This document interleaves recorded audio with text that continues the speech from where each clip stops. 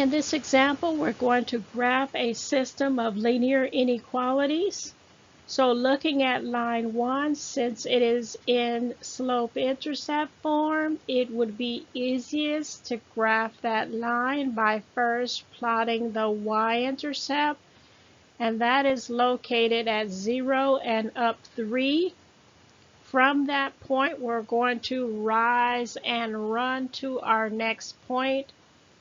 That is a rise of 1 and a run of 2.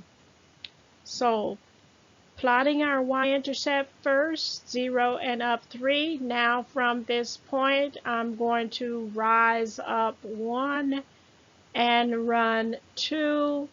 That takes me to my next point on the line, and we are going to sketch what type of line? Solid or dash? That's correct, a dashed line. Now we want to determine, are we going to shade the upper bound or the lower boundary?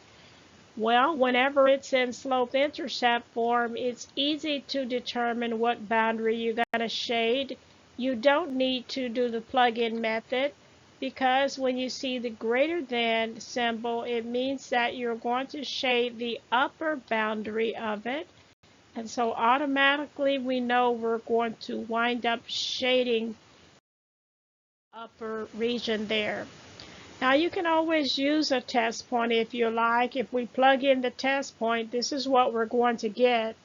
We're going to get a statement that 0 is greater than 3, and that is false.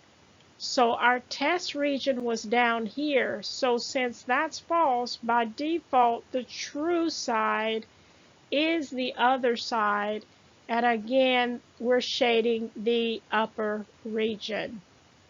So that is line 1. We're not done, because our next step is to graph line 2 and then do our shading. Notice that line 2 is going to be a horizontal line passing through the y-axis at 3. Sketch that line, and yes, that's also a dashed line.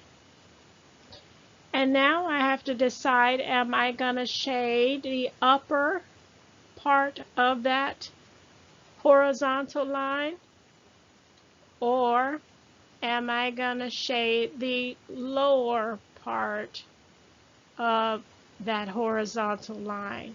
Now we don't have to use the test point method. We can use the boundary method. Since it's in slope-intercept form there, solve for y.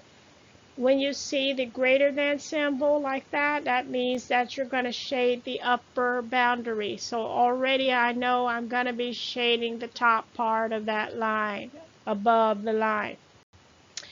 You can also use the test point method. We don't have an x, but we do have a y, so remove y, replace it with 0 into the original equation, and read the statement. The statement is 0 is greater than 3. That is false. 0 is not bigger than 3. And since the test point here, the test region, we received a false, that means by default you would shade the other side, which is the upper boundary. And so once we do our shading from line 2, we can automatically see the part that overlap, because that is where our solution lies, the solution to both of the linear inequalities.